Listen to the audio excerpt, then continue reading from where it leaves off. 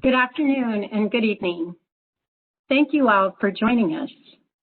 I'm Jenny Mladenovic, and I'd like to start by telling you a little bit about us, the Center for Women in Academic Medicine and Science.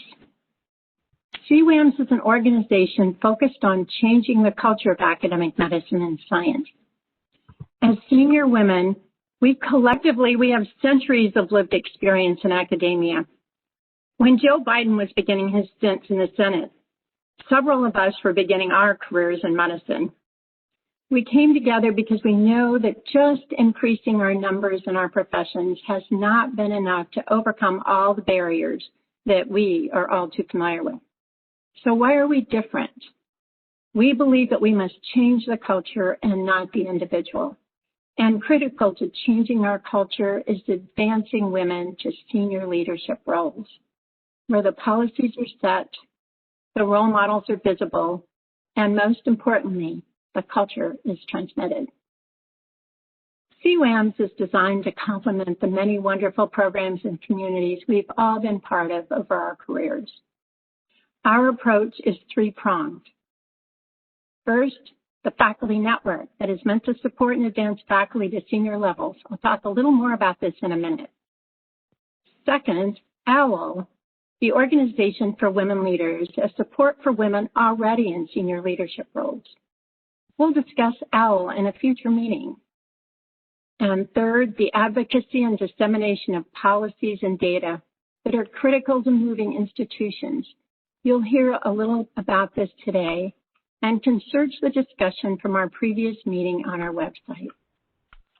Now, I'd like to announce the opportunity to join our faculty network, starting with our pilot program in January of 2021. This network will create relationships that are tailored to each faculty's desires and needs. It's not meant to duplicate other programs that are available. The network's purpose is to increase access for faculty to address what is particularly important to their own academic advancement or retention. For example, is it sponsorship that is your critical next step, a familiar need for so many women? Or do you want to discuss issues that are sometimes sensitive to address in your own department, such as a difficult work environment? Or might you wish help with a new career role or advice about career advancement? These are only a few examples. This is a program for late assistant professors through senior professors. This is how it works. Faculty fill out a contact form, and then Dr. Washek will match you to one of our several male or female advisors. These senior advisors will work with each person to determine a plan to address their needs.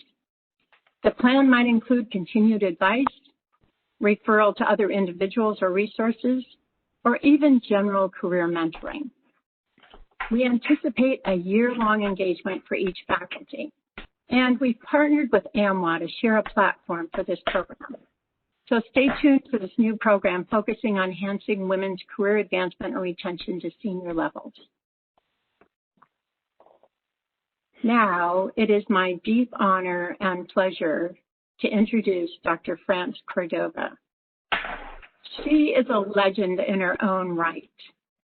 Born in Paris, Dr. Cordova grew up in California as the eldest of 12 children. She majored in English while at Stanford, and after a project in Mexico, even wrote a novel entitled The Women of Santo Domingo. However, that year saw the moon landing, and her longtime love for astronomy and space drew her back to graduate school, where she earned a Ph.D. in physics from Caltech. Initially working as an astrophysicist at Los Alamos National Laboratory, she subsequently joined the faculty of Penn State as a department chair. Then she became the first woman chief scientist for NASA. When the U.S. landed on Mars, the spaceship Pathfinder even carried a plaque dedicated to Dr. Cordova. Returning to academia, she served as Vice Chancellor of Research for UC Santa Barbara, Chancellor of UC Riverside, and President of Purdue University. This was all before she chaired the Smithsonian and the NSF.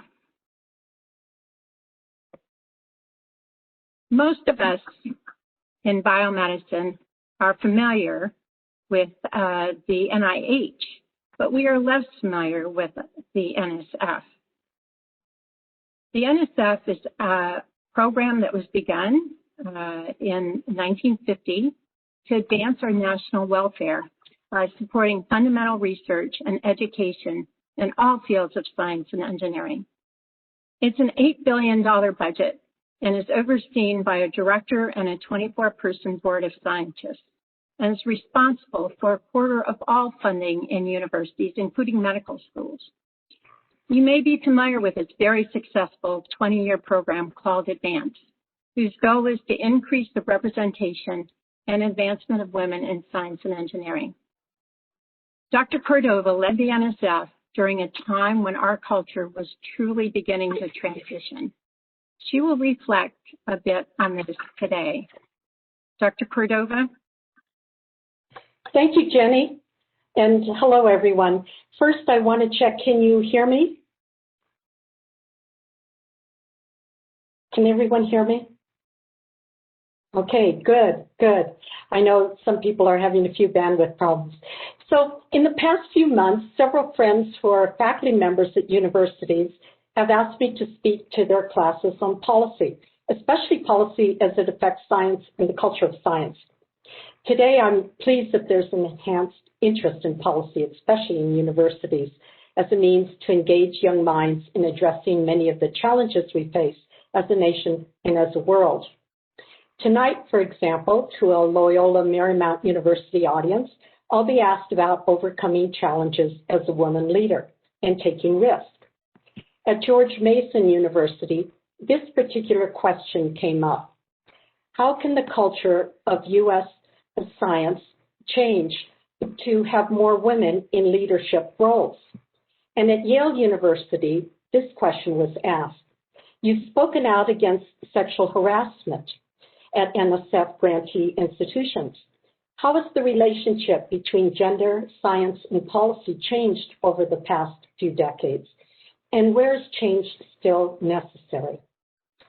The Center for Women in Academic Medicine and Science is wrestling with a similar question, how to drive culture change to achieve gender equity. I'd like to offer my thoughts on this from my own experience working in multiple sectors and working across sectors with others and listening to our young people on this issue. I'll start with some ideas I'm hearing from students, then mention a few recent examples from the community of scholars, and finally describe my own experience at NSF about its programs and its policies to address your question. First, from students at the university classes that I mentioned earlier.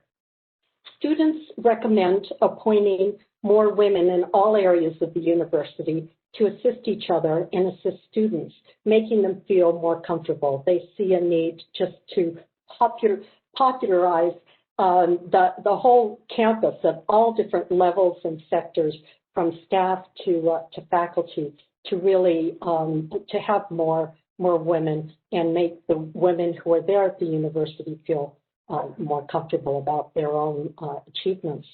They said that when you see an example of bias, for example, a woman speaks and is passed over at a meeting, just basically ignored, to counter it by repeating her idea and giving her credit.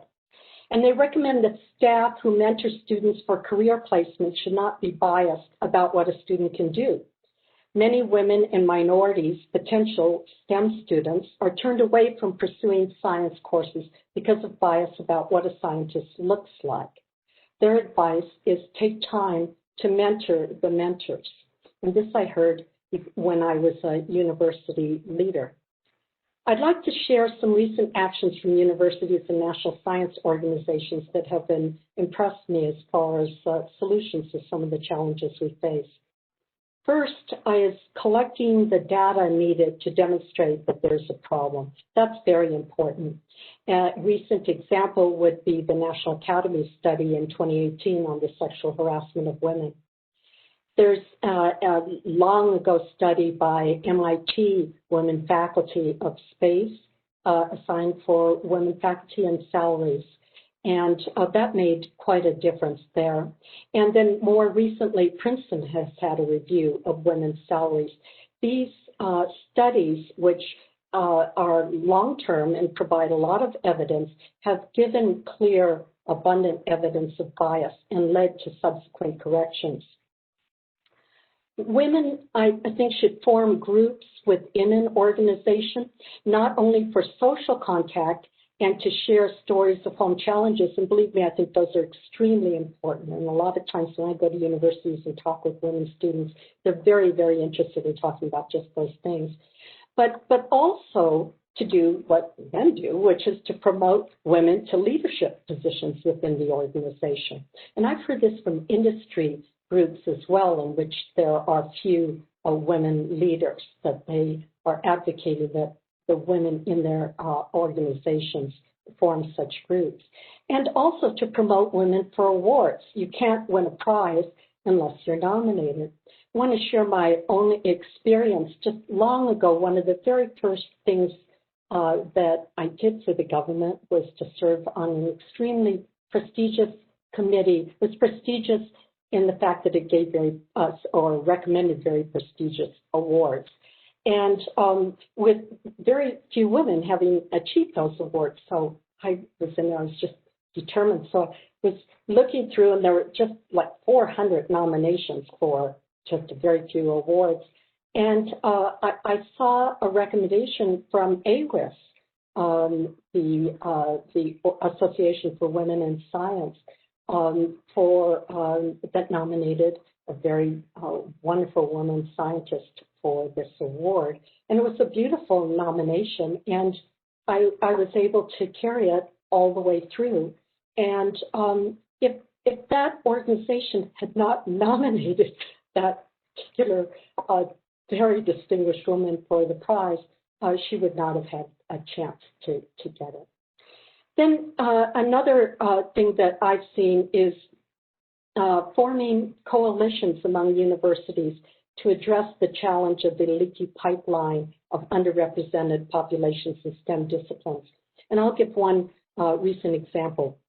UT Austin and 8 other universities were recently awarded a National Science Foundation grant under its AGET program, and that stands for Alliances for Graduate Education in the Professoriate.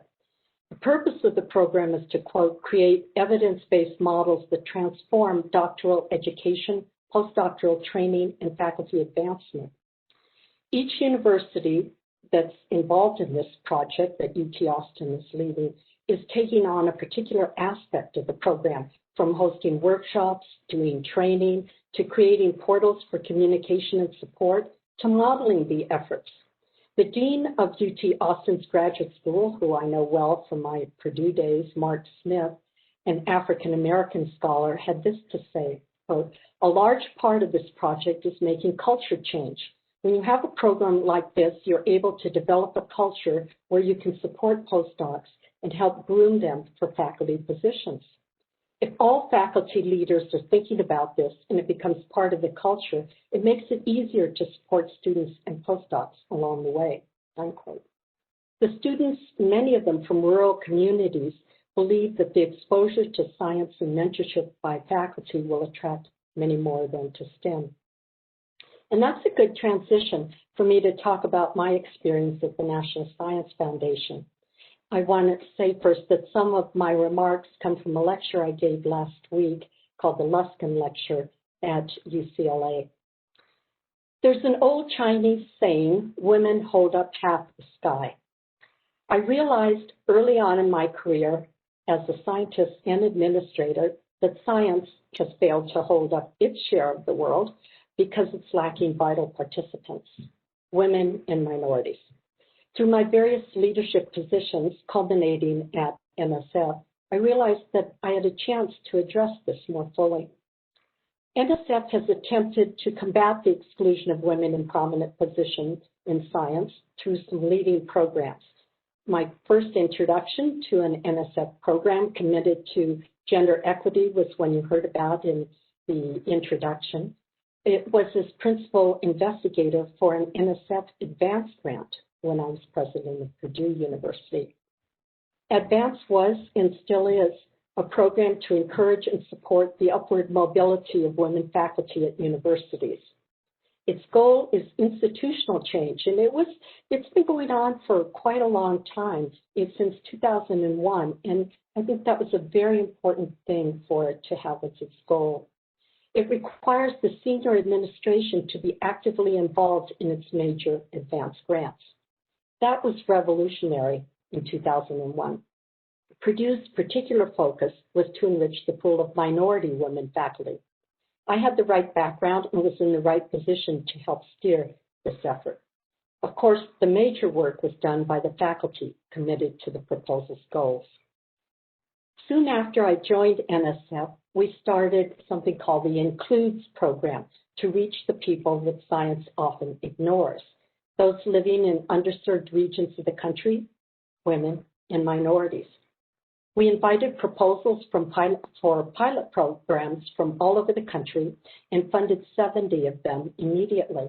And the program was very successful with lots of innovation in broadening participation because it's very community focused and it relied on a strategy called collective action to get everybody working together on common goals. We brought the leaders of the projects together to share their ideas and their successes, both in person and virtually. We constructed a backbone organization to link all the individual programs to give the effort the scale it lacked. You see, going into this, we realized that there are many kind of boutique programs all over the country, some very successful in an isolated space, but we wanted them to all connect so that people could learn from each other, and this had a possibility of scaling up. Before I left the agency, at the end of this past March, several other science agencies, 7 of them, including NASA, NIH, and NIST, had joined the Includes movement, and that was especially rewarding. Reaching out to people who knew nothing of science and welcomed outreach was important, but there's a lot more to do. We realized that there were others, many others, who were already on a path to doing science, but were being turned away because of bias, both explicit and implicit. The national academies wanted to study this issue, focusing on the harassment of women in science, and NSF funded them. Their eventual report, which I mentioned earlier, was to become by far the most downloaded report in Academy history. Again, it was the media that provoked us to do more. Stories of abuse of women in science were prevalent, and it was really shocking news. In early 2016, both I, as NSF director, and Charlie Bolden, as NASA administrator, sent letters to university presidents and vice presidents for research, reminding them that harassment was not to be tolerated, and the universities could lose all of their funding if they didn't get on top of this issue. Yet, for the next couple of years, media reports of harassment continued with a deafening roar. It turned out that in this case, the lions and tigers were sitting and working among us. Science was being harmed by the misconduct of a few scientists. When you lose a young woman to science because of abuse, particularly from a person respected in science, you've lost the potential of science itself. Imagine if any of our current Nobel Prize winners had given up because of harassment from those in their own workspace. Imagine the loss to discovery. Imagine the loss to personal self-worth. We realized at NSF that we had to do something more than write letters to university presidents. We needed to find a way to fight what was a cultural and social issue through policy. Instituting new policy, we discovered, was harder than instituting new programs. We revised and published codes of conduct for all our field sites. And then, through careful study and major teamwork, gathering the talent of our legal department, public affairs office, Office of Diversity and Inclusion, and led by the Office of the Director, we devised a carefully worded policy change to the terms and conditions of our awards that would require universities to notify us of potential harassers on campus if there was any administrative action against them. The agency could then decide if the university's NSF grant could be retained under different leadership or not. It was a big change for the agency, and it took months to get through various hurdles, including responding to hundreds of inquiries by universities when we published the draft in the Federal Register. Yet already it is having an effect, and other agencies are starting to adopt a similar policy. In truth, it was a change in policy that moved towards changing culture. So I hope that these recommendations, these observations, these actions address your questions about gender equity. And let me conclude with this thought. Recently, singer Helen Reddy died. In the early 1970s, she wrote a song that became the anthem of a movement that energized my generation, I Am Woman. Do any of you recall that? It's half a century later. It's time for our voices to sing, I am scientist, I am engineer, I am doctor, I am woman. Thank you. Dr. Cordova, thank you so much for those insightful, thought-provoking, and yes, inspirational words. You know, now I'd like to introduce the chair of the CWAMS board, Dr. Claire Pomeroy. She's currently president of the Lasker Foundation and previously was vice chancellor and dean at UC Davis. Dr. Pomeroy will lead a discussion of the CWAMS board and a few of our senior advisors with Dr. Cordova. Anybody in the audience should feel free to submit questions, and if we don't get to them, I will answer them later. So, Dr. Pomeroy. And Jenny, let me thank you as the head of CWAMS for organizing this very special event. And I am just delighted to have France join us. You know, we had this big plan, France, that we were going to convene once again CWAMS in conjunction with the AAMC meeting, but COVID interfered with that, and we went virtual. We hope that all of the people who've joined us virtually next year will join us in person at the meeting, but I can't imagine a better, more inspirational keynote speaker for our convening than you, so thank you very much. We do have several of our board members here. I'm going to introduce them as they get a chance to ask questions, but while we are getting them onto the screen, I get to ask the first question. So you worked on changing culture towards a more gender equity approach. One of the things that we think a lot about now is intersectionality. Yes, women of color face a double challenge, for example. So can you comment on intersectionality and the issues that that poses for women of color, for example, achieving gender equity in the workplace? I think the biggest challenge is that we've lived with the situation for hundreds of years of where there have been few women and minorities in science, especially in the physical sciences and engineering. And you know, it's, in my mind, it's biases that have just solidified over a very long time. And they've taken all sorts of strange forms and shapes. It's like the ghosts in your dreams. That and some of them have nice forms and shapes, and you don't even recognize them, but yet they really, you know, they're there, and they're kind of insidious. So I mentioned about the students complaining about staff. You know, at the university, often the first contact that a student will make is not with the faculty member, but it's when they go to sign up for classes and they get some mentorships about where what should be on their course curriculum, their list of courses and all that, and they go for advice, and they go to very astute, well-meaning people, and we had to work very hard at previous institutions that I was at to mentor those mentors and say, because you see you know, a woman comes up in a cheerleading outfit, for example, does not mean that she is not going to be a nuclear physicist, and she's just on her way to, you know, to her sport. When she came in to enroll for the class, and there are just so many, we can all find just so many examples of biases.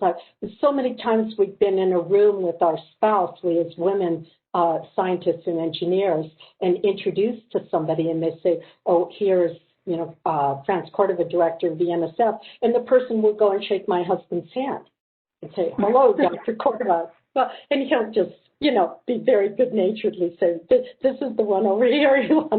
And so I think that is what, so the biases you were asking, Claire, about of women are compounded by the biases that are in society that are for minority folks too, that there are separate biases, but they converge until, you know, it just builds up that. And I think that the more that we get people out in front of others that are women and minorities just doing a wonderful job, and in these roles of leadership and discovery, and it's just wonderful. You know, I showed that picture of two of my friends who won Nobel Prizes. I mean, can you imagine, you know, just 10 years ago waking up and hear the two of your women friends have won the Nobel Prizes for physics and chemistry? I mean, it's amazing. It's wonderful. And I look forward to 10 years from now when that will not, it'll be wonderful, but it won't be amazing because so many will have done that. And then we will have accomplished the goal of driving institutional culture change. And yes, that will be a great metric. Let me now invite comments and questions from our panel. Let me start with Dr. Joanne Conroy from Dartmouth-Hitchcock.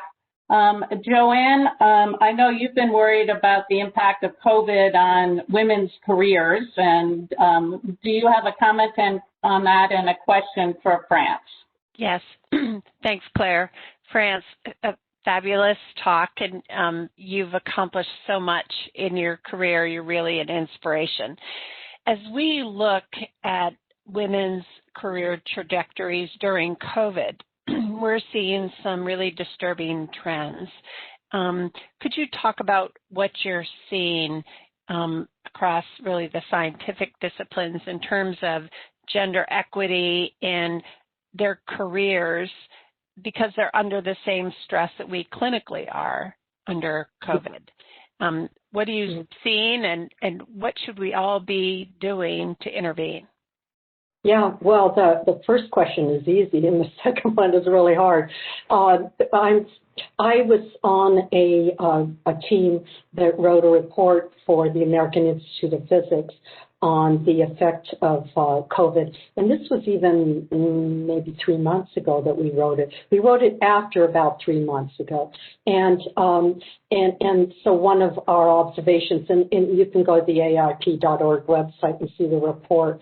It was led by Julia Phillips, who is a National Academy of Engineering scientist, and we did note that we were very, very concerned about it, seeing a lot of evidence of women, especially clearly those with children at home.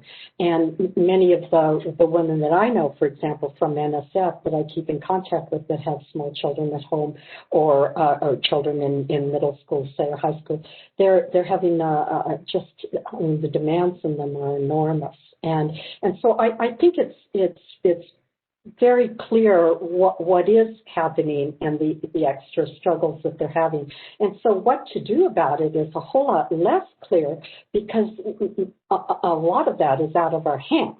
You know, once COVID is over and people can that have really suffered extraordinarily because of it, there can be programs to help reinforce them back into the workforce and those kind of things. And NSF already does a lot of that in its advanced grants. It helps with daycare, for example, for people going to conferences and the like. But right now is the tough part because we don't really know when that time is. When does it over? And kids will be back in school, and women can be back in the workforce in full swing of things. And what if they suffered in the meantime? I think we're going to have to. It's not a one solution fits all. I think in your discipline, Joanne, there'll be different issues, and anything that has to do with laboratory work and clinical work is going to be different than some of the other disciplines where you could work at home more. But I think that's something we have to commit ourselves to, working again as a team and analyzing what can be done once women start coming back into the workforce. I'd love to hear from your group about some solution space right now for women that have this. For example, my daughter is a teacher and had to stop teaching. She's offered to take care of the neighborhood's children and teach them in her home. But then there's all these problems about liability and parents saying, well, what if one of my kids catches COVID from somebody else's kid that's in the home? And they would love for somebody to teach their child, right? But not if something bad happens. So I think there's a lot of issues here. Thank you. Let me now introduce Dr. Sherine Gabriel, also a CWAMS board member from Rush.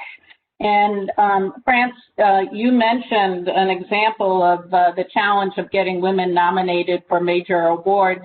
Sherine, would you like to comment on that and ask a question regarding getting more women nominated for those prestigious positions? Yeah, thank you, Claire. And France, thank you so much for your comments.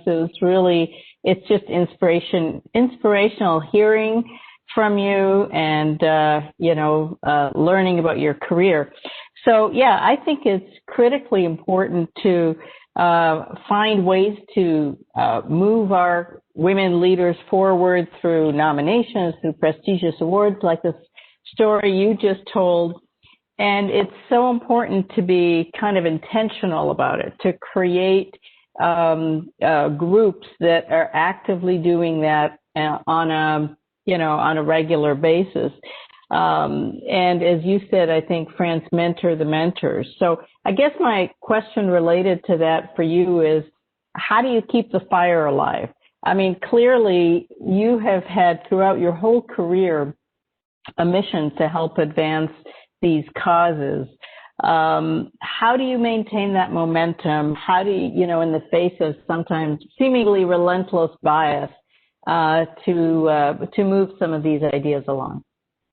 Well, I think that we're given a lot of energy by the people that we work with. I kind of feed on that.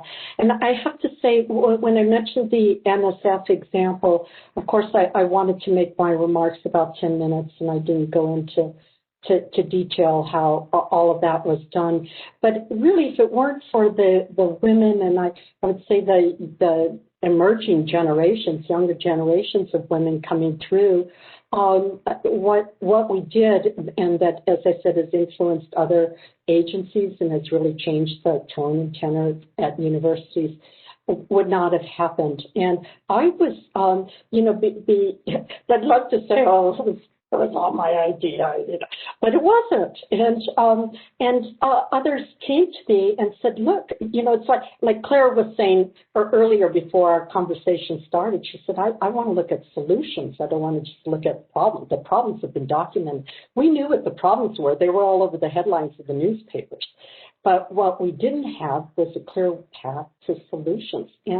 And by working together, and I mentioned we had the public affairs team, the legislative team, the Office of Diversity and Inclusion, the legal team, and the Office of the Director. And then we had every other leader, about 40 of them throughout the organization, all saying, yes, we all have to work together on this.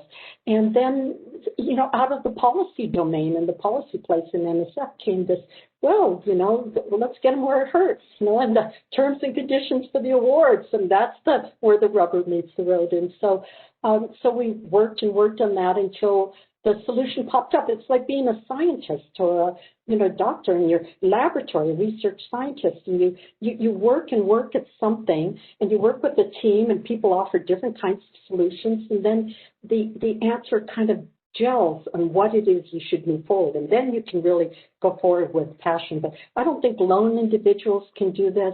I don't think speeches can do this. I think you have to look at what really could make a difference, those kind of small actions that we all have charge of in our own working space, and try to figure out what solutions are in that space. Thank you. Thank you both. I want to now call on CWAM's board member, Debbie Powell from Minnesota. Debbie is leading the OWL initiative. And Debbie, I'll turn it over to you. Thank you. Thank you, Claire, and thank you so much, Dr. Cordova. That was a wonderful talk, and I was so inspired when you talked about the potential loss of any woman from a career in science, especially young women, due to harassment. And in OWL, we've been concerned about the loss of senior women leaders,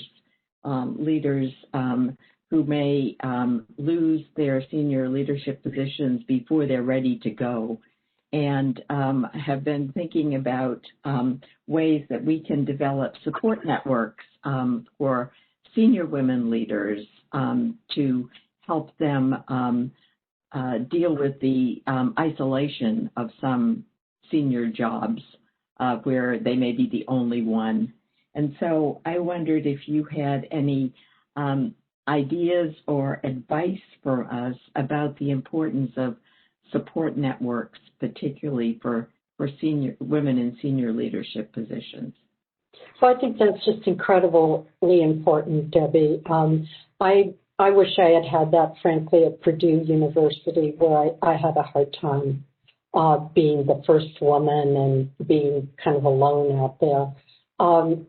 After that, I didn't have a hard time at Smithsonian and at NSF, and we had half of the leadership of NSF, gradually became women because they were the best qualified for the positions they were applying for, and there's just there's a certain thing about having the numbers around. So if you're identifying, and I'd love to learn more about OWL, but if you identify women who are truly in those isolated positions where they don't have that support kind of network that I had at NSF, then I would say it's absolutely vital that you substitute for that. And it's a little harder to do if you're not in the organization, so you have to work very carefully and surgically, but a lot of this group is is familiar with that kind of an approach about how to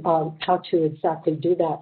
So I've studied a couple examples of men that have would normally be in the kind of position you're talking about,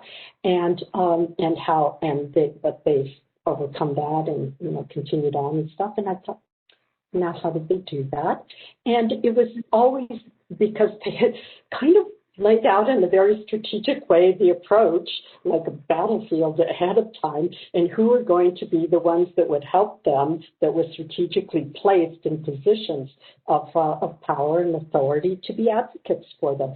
And that's something maybe women should just talk about a little more and get more comfortable with that and reaching out. And one doesn't necessarily have to reach out to other women because there's loads of men, and my whole career, because I came out of a generation without anyone, has really been due to men advocating and helping me. But now we have a chance that there are more of us women that we can be those mentors and helpers too. So I think it's critical to do it if ours, as you say, is what its purpose is. Again, I want to know more about it. It seems like a wonderful goal. And I'd just love to learn more about how you're strategizing on doing that. It is very important. Oh, it's so great to hear you talk about this idea of creating a support network, and that's exactly what OWL is all about. So hopefully we can work with you on that. You know, I'm not going to have time for all of our board members to ask their questions, and I really regret that, but I wanted to give Vivian Pinn, who on our board as well, a chance to ask a question before we turn it over to our partners to talk. Vivian? Thank you. Thank you, and I'll be brief. Always find your talk so inspiring, especially when you talk about the experiences that you've faced, because that really gives courage to those of us who are coming along behind you. One of the examples that you gave was about the woman who was nominated by AWIS, and that if she hadn't been nominated by AWIS, she would not have been considered for or received the award.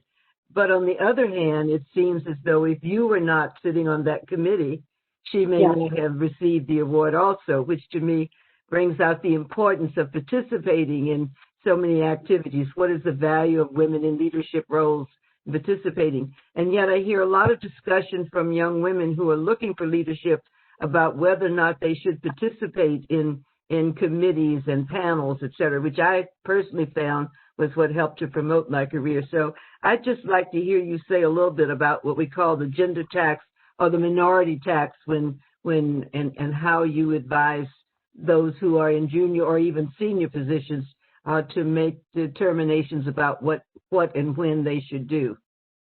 Yeah, Vivian, great to see you. Absolutely. So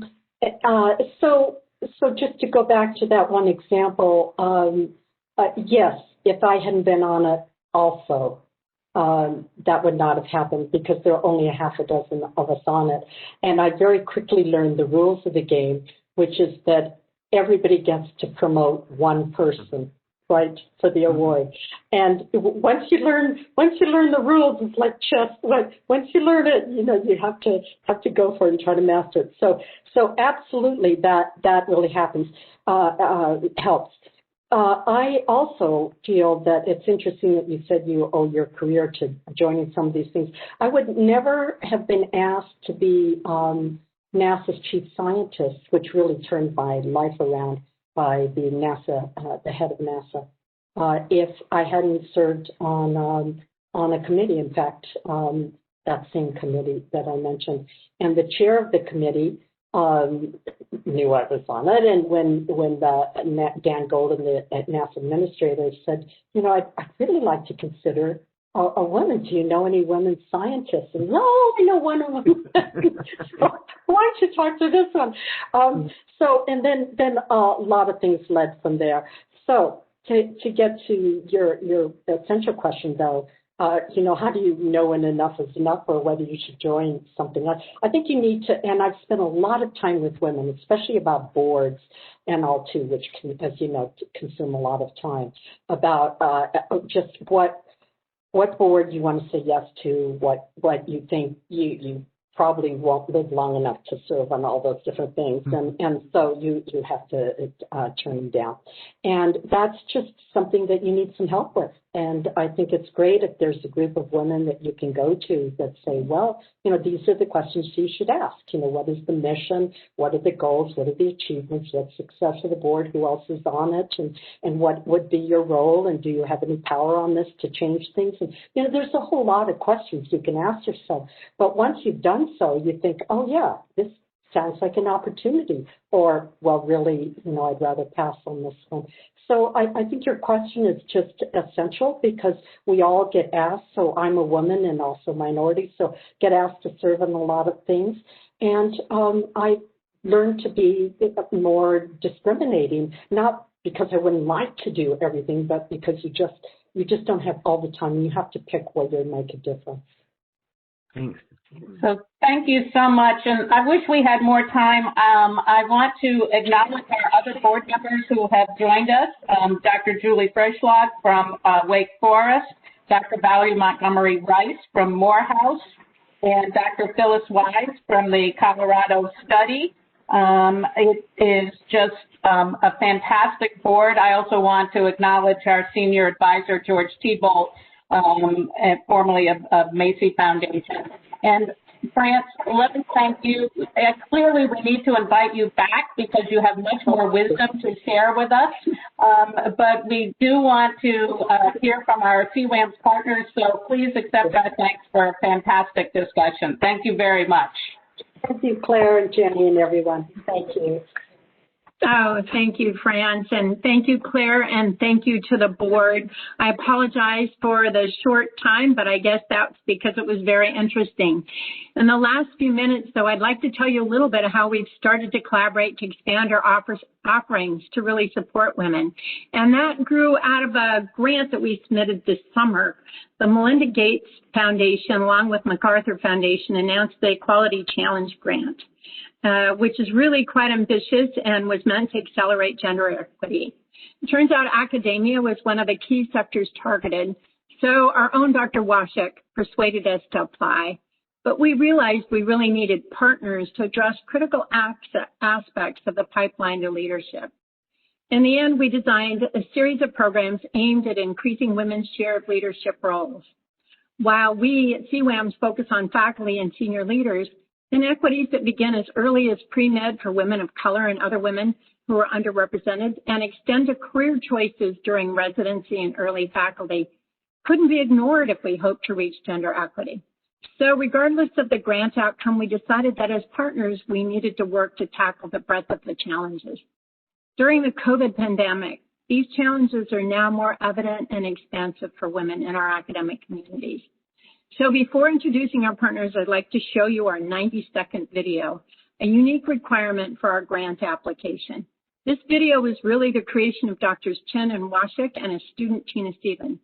Here you go with the video. You will see us start and stop it so it shows.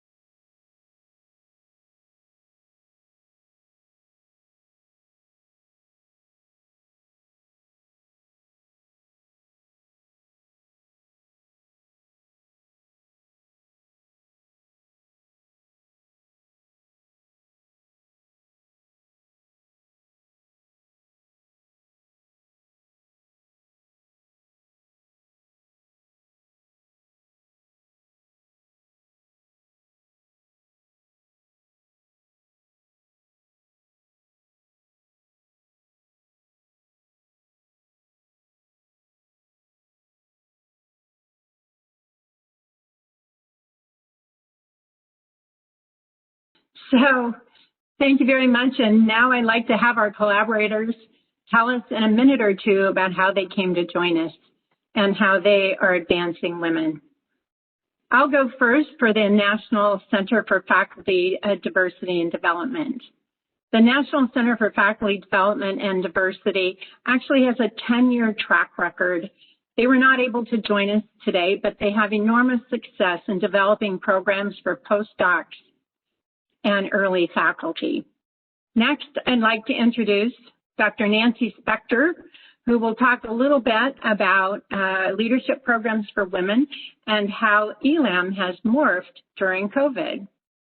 Thank you, and I thank you so much. By the way, I feel like I'm in the Rock and Roll Hall of Fame for women in academic medicine being with this panel. It's absolutely incredible, and to see everybody coming together with such a clear vision of the future is so empowering for me, and I'm thrilled to be here. Many of you on the panelist group, I think almost all of you have either been a fellow in ELAM or have been part of our community in some regard. So thank you so much for all your support. So ELAM, we were supposed to celebrate our 25th anniversary May 1st, 2020. which I was just sharing with Dr. Chin, Dr. Eliza Chin, that 2022, I think, is going to be our new target for the 25th anniversary. So 27 is the new 25. So we're excited still to celebrate. We are a year-long part-time fellowship program for women at mid-career who are well-established in their scholarship, who have leadership roles, who really are looking to advance and are supported by the leaders of their schools to advance to the highest levels of leadership. So our mission is to create equity at every level of leadership within our medical schools. We have fellows from medicine, dentistry, public health, and pharmacy. We now, as of a recent graduation that was very prolonged due to COVID-19, have 1,142 ELOMs. Almost half of them serve in leadership positions in almost 300 institutions across North America. And since our inception, the goals for us have been to advance women in leadership positions, to support and sustain women who attain leadership positions, and to change the culture of academic medicine so that our contributions will be recognized and valued. What I was really noting as people were speaking during the question and answer period with Dr. Cordova is our fellowship has a clear goal to do leadership training in the best possible way, the most robust way, to advance the visibility of women and to support them in their career. Our ELOM community, particularly since COVID-19 has hit us, and as well as the issues that are so concerning around structural racism, we have become a very powerful advocacy group. And we have 4 major efforts going on. One is award nominations, as was discussed. We have a group that has come together to create modules to help women write the best possible letters. We're inventorying all the high-level awards, and we are building an engine to help sustain women to be nominated for those awards. Number 2, we have a group who's working in diversity, equity, and inclusion, and really thinking about women with intersectionality. We have a group working to help women get on boards, a really critical piece. And I know Dr. Conroy in particular on this call will support that with me. And then finally, allyship, and thinking about not only male allies, but also white women being allies for women with intersectionality. As a part of that, we have to break down the silos, and that's why I'm so excited to be here today. And I've been working with many of you to break down those silos and to pull resources together. The future of ELAM is we're hoping to have 2 particular programs that were supposed to be planned this summer and obviously are delayed. One is to help women advance on the hospital leadership side, C-suite side. And as all of you know, the numbers, as was shared earlier, are lower than the dean's numbers. By the way, we just reached 19%, so we just went up on the dean's side, but we're still at 13% on the CEOs. And 2 is to build just-in-time programs, and this is where I really think we can partner to help women who do receive or get those high-level leadership positions. How are we going to support them? What support do they need? What skill do they need? What network support do they need? How can they ensure a safe landing on the other side? So those are all the ELAM efforts. ELAM, so any of you who've worked with ELAM know that if you had told us in January we were going to go completely online ever, we would have all laughed. We were, no way. But we have successfully done that. We've had to make a lot of programmatic changes, and we hope to learn to bring the best pieces of that very disruptive technology to our future programming, but we know the network has to happen, and we have to be in person in the future. So that's where we're going to be, and I'm happy to share more later, but I think I just went to 2 minutes, Jenny. Great. Thank you very much. So next I'd like to introduce Dr. Eliza Chin, who is the Executive Director of the American Medical Women's Association. She'll say a few words about how we are working together, CWAMS and AMLA, and also about AMLA's programs furthering the cause. Dr. Chin? Thank you so much. We're so honored to be here with so many speakers. Oh, am I echoing? It's okay. And very inspired to hear from Dr. Cordova. Thank you to CWAMS for bringing us all together. The American Medical Women's Association was founded in 1915, so for the past 105 years, we have worked to advance women in medicine, advocate for equity, and ensure excellence in healthcare. AMWA has supported women in academic medicine through both in-person and virtual events to promote research, scientific inquiry, leadership, and clinical education. Despite the increasing numbers of women entering medicine, we know that so much more is needed to fix the gender gap in healthcare leadership. And we also want to ensure that the representation of women in medicine is diverse and inclusive of all groups. So our work is far from over. Our current membership ranges from senior physician leaders to pre-medical students looking to embark on a career in medicine. This year, we launched the Linda Brodsky Memorial Grant to encourage our members to pursue work that will advance gender equity through research, education, and advocacy. Next year, we will be launching a new interactive membership database, which will facilitate collaboration among physician leaders across the country, as well as a mentorship platform that will meet women in medicine at every stage of their journey. Recognizing the importance of leadership development, we are planning additional programs to help early career physicians gain the skills that they need to advance their careers and provide the network for them to achieve that success. And finally, we are the leading organization to mentor and nurture the next generation of women physician leaders. So we are thrilled to be working in partnership with CWAMS and so many other groups to advance women in academic medicine. And I was so honored when Jenny reached out to me regarding the grant. I think we put a heroic effort in putting together a good grant, tying in issues of gender equity and leadership gaps to healthcare and the need to transform healthcare and how women leaders at the table can do just that. So thank you so much.